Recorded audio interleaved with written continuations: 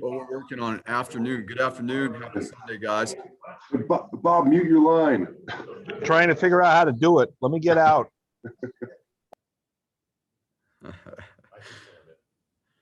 Joe got him. Joe got him on that.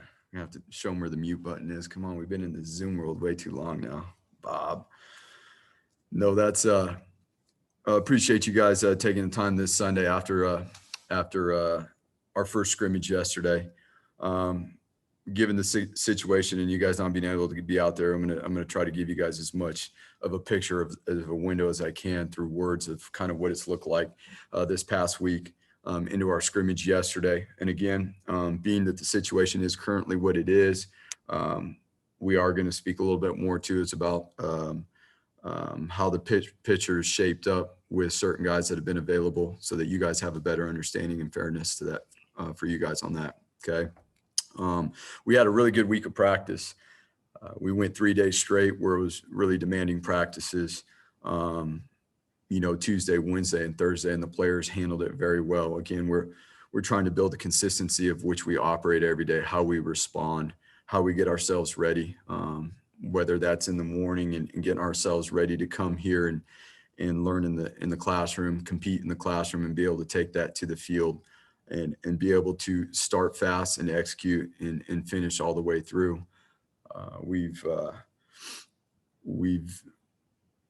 are off to a great start with how we're playing up front on both sides of the ball. It's much improved from the spring, which is obviously extremely encouraging. We got a long ways to go there in terms of just the consistency of which that physicality shows up. And that, of course, as you guys know, always starts with the fundamentals. It starts with, our targeting with our eyes, getting our feet in the ground, how we use our hands, and ultimately the explosiveness that we can generate from the ground up through our hips and be able to deliver concisely with accurate hands. And so as we move into camp here and we start to increase the reps, the first place that we can really get a good visual of how good of shape we're in is obviously up front, because it's a fight every single play. There's nowhere to hide. And we were excited to see where we were yesterday in the scrimmage. We went and there was a 10 play drive or so that the offense got rolling. And so we did use a timeout because we were in the indoor due to the smoke outside, and it wasn't an intended inferno day, but it kind of turned into that, and we had to respond. And it was pretty hot in there on top of going on some of these longer play drives. So in fairness to the players, I had to use a timeout, but they handled it really, really well, especially up front.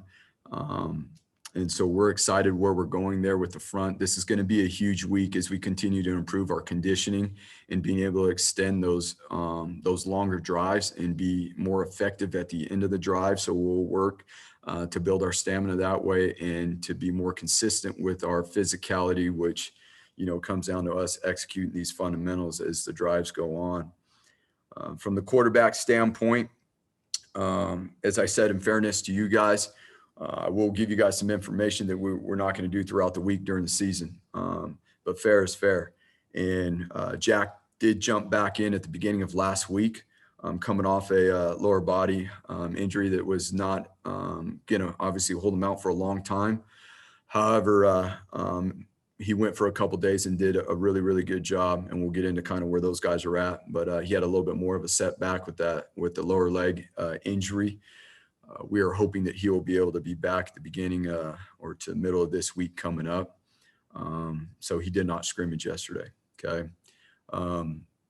But with that being said, Hank and Jack, the improvement in the overall operation of the offense is night and day for both those guys.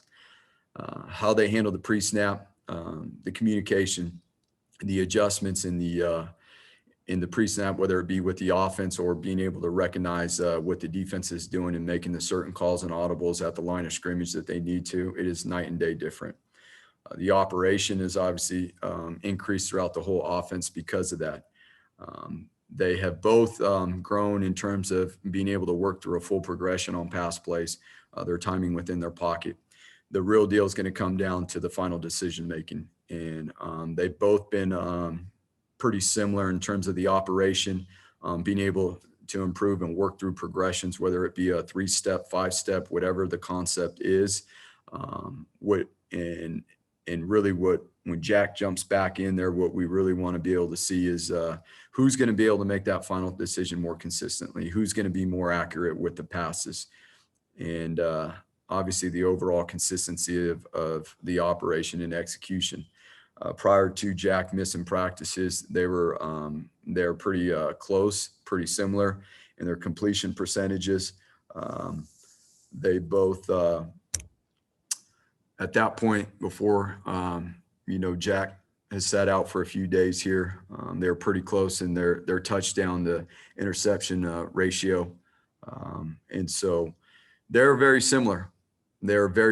So as if everyone would hope to have a better understanding or get an answer on who the starting quarterback will be, we are looking to see about Jack's availability at the beginning of this week, and so that we can move forward on that.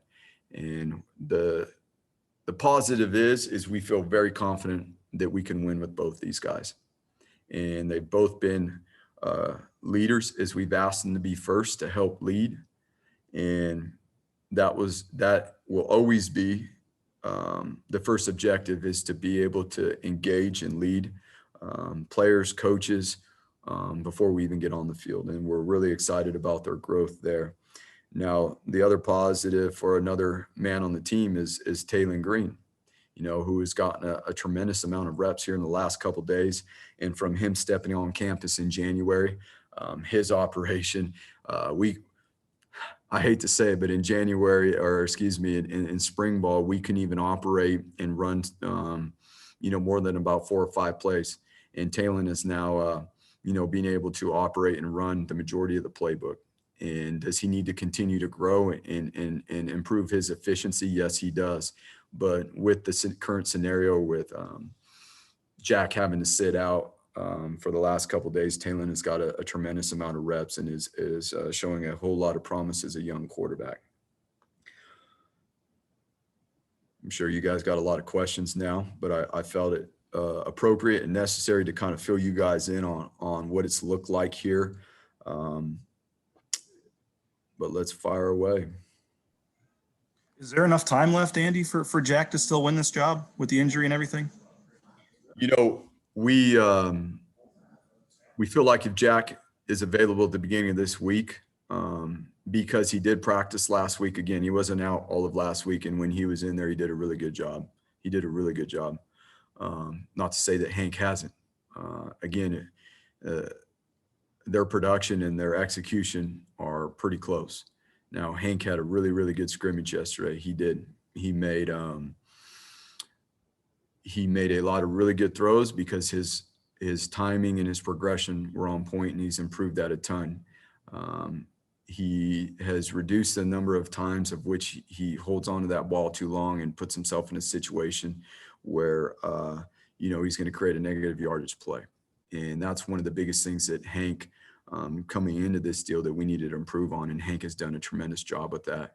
And again, Hank yesterday had his best grade overall throughout the spring scrimmages and obviously this first fall scrimmage.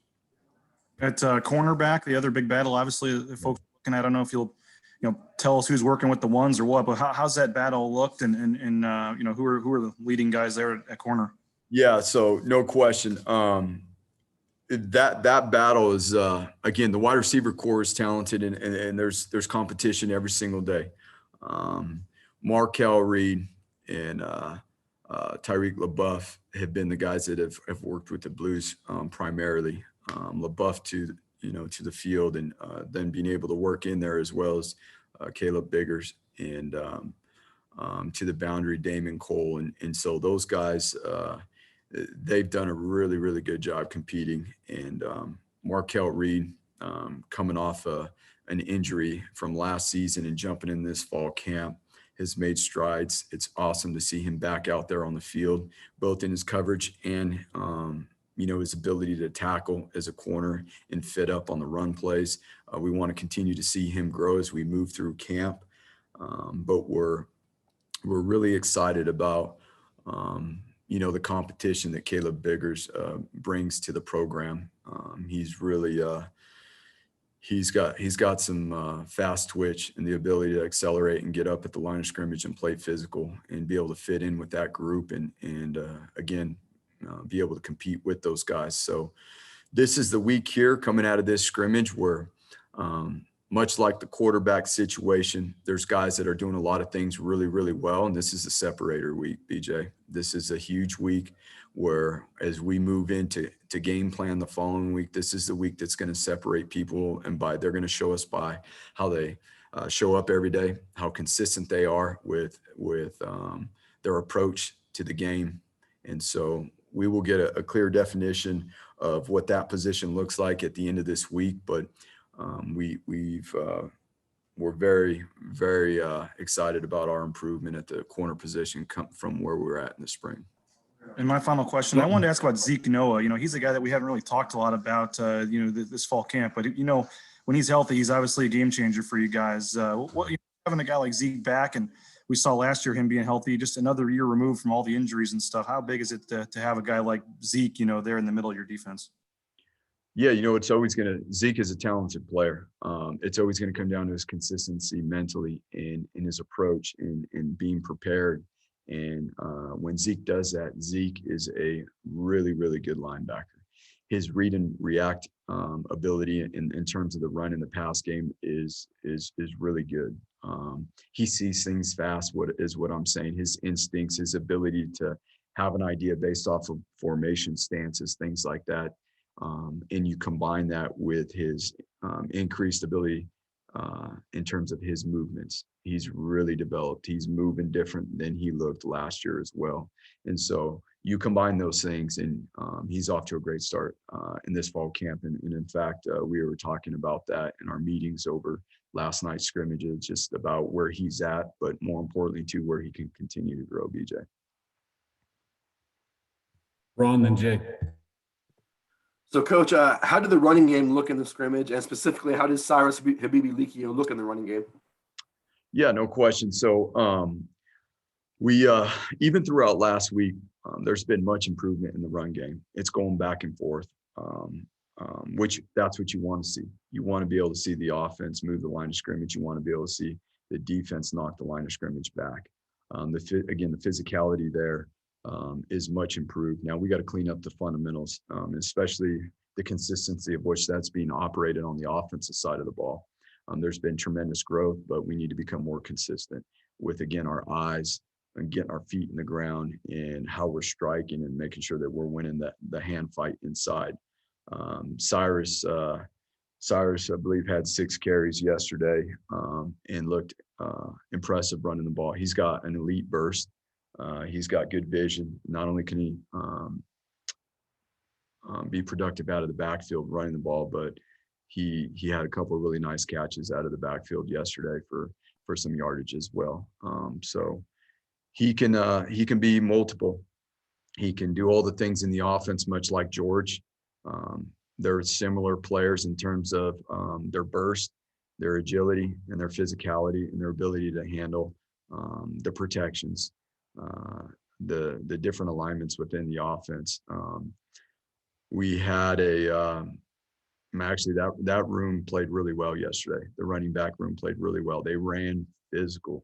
And even when there wasn't a lot of room, there wasn't a huge hole, they created it and they ran behind their pads. We got to continue to do that. Now we got to work on our patience and let some things develop a little bit more. But I would say too, if you ask the defense, they ran physical yesterday.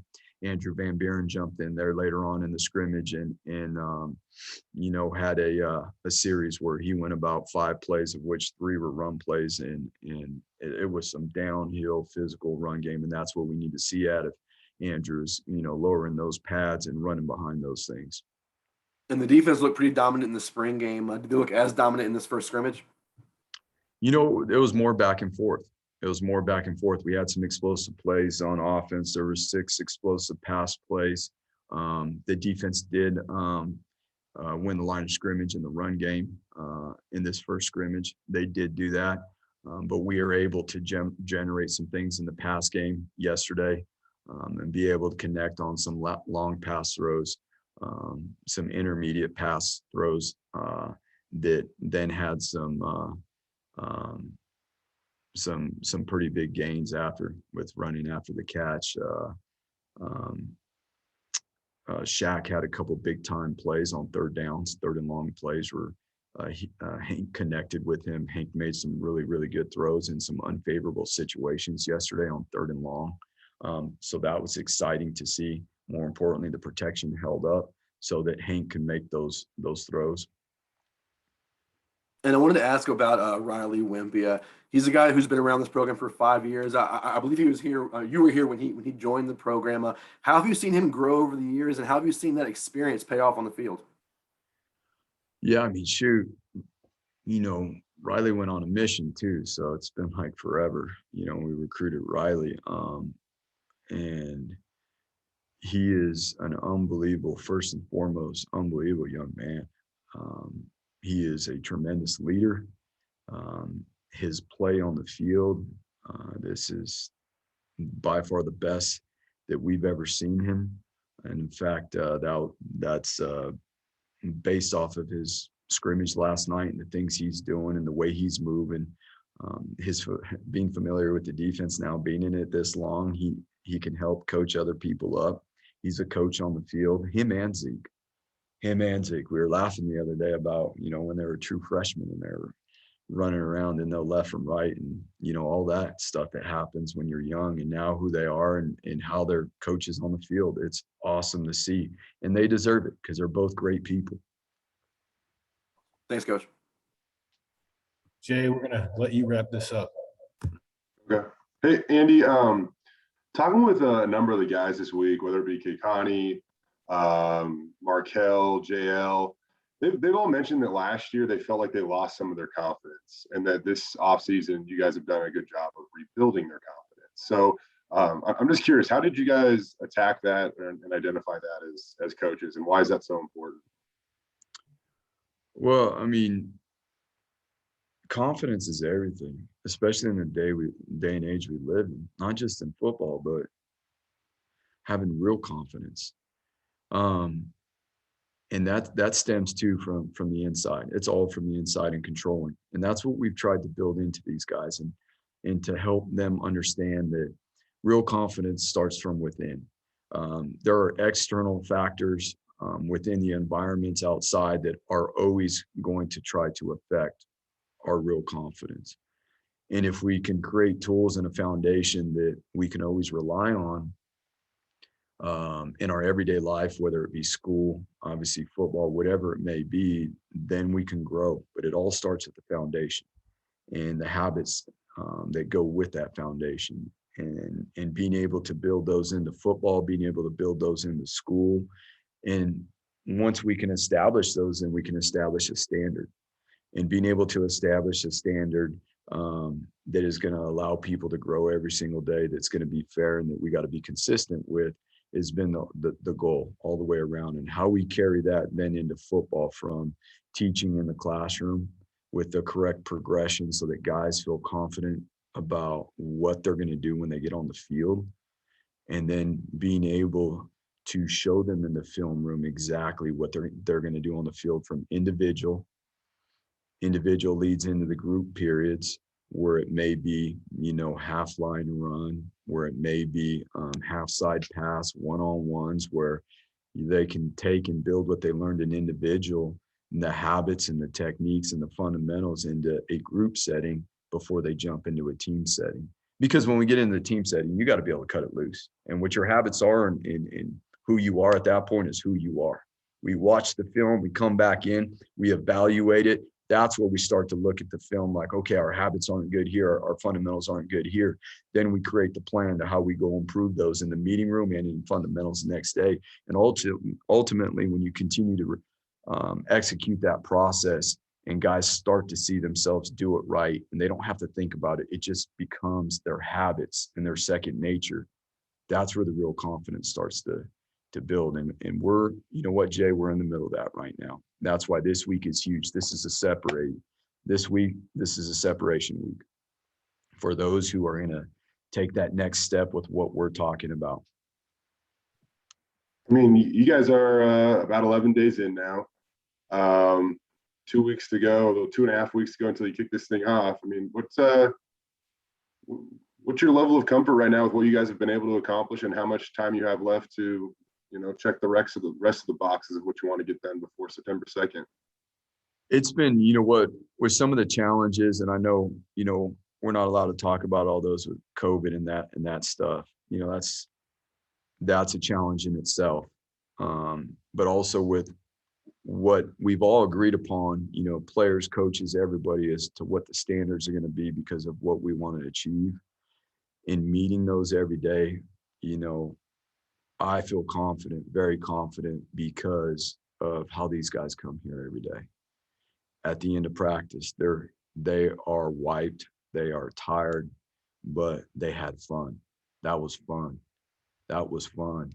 Yeah, it went by so fast, in terms of practice. And these are the things, and that starts with the coaches engaging them every day and teaching them football. And again, not just the X's and O's, but situations, how to apply, how to win situations. This is a game that a lot of times comes down to the last 4 minutes of the game and understanding all the situations, even before that, but more importantly, how do we finish when the game is on the line, and having certain periods within practice where we teach it in a controlled setting, then we roll the ball out there and say, here's the scenario, let's go play it out. And even for us as coaches, learning the new situations that come up, and letting the players cut it loose and learn as we go. And I think that makes it fun. And we've got to continue to keep them engaged, because it is the dog days. We're in the middle of it right now. The easy decision is to say, I'm tired. They got a day off today, right? So they got that today, but the easy way out is going to creep into their mind this week. And we will find out if we can respond, because again, this is the week of separation.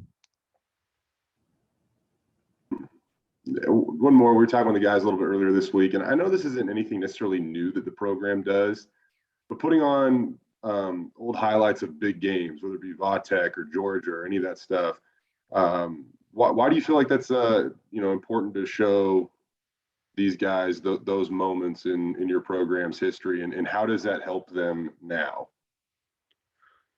There's different reasons on different levels to do that. Okay.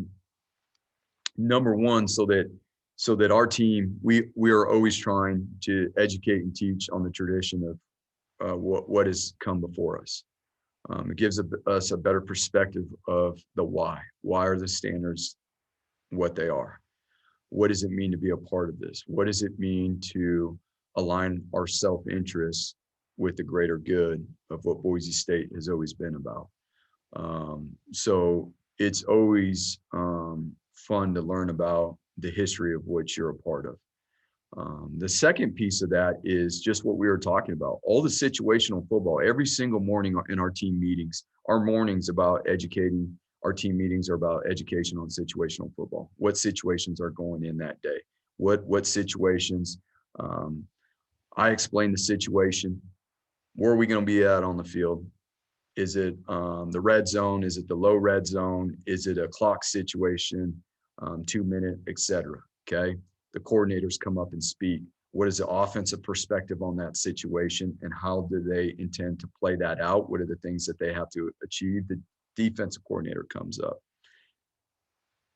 That is awesome, because we need to know what we're doing, but to be able to put on some of these games that you're talking about, the end of games, and what in our past and in our tradition, what the previous teams have had to do in certain scenarios to win, there's not a better way for them to learn. And then we'll show some of those scenarios at nighttime leading into the next day, teach the situation, go out on the field, and the same things pop up. So they see it. And then it's just not us talking all the time. We've got to be able to mix it up and teach in different ways. And we have a rich tradition. We're proud of how we've finished games here. And we want our players to understand what that looks like too, and then go out on the field and be able to train to have the conditioning. to be able to have what we need at the end of a game from a mental and physical standpoint to be able to finish games.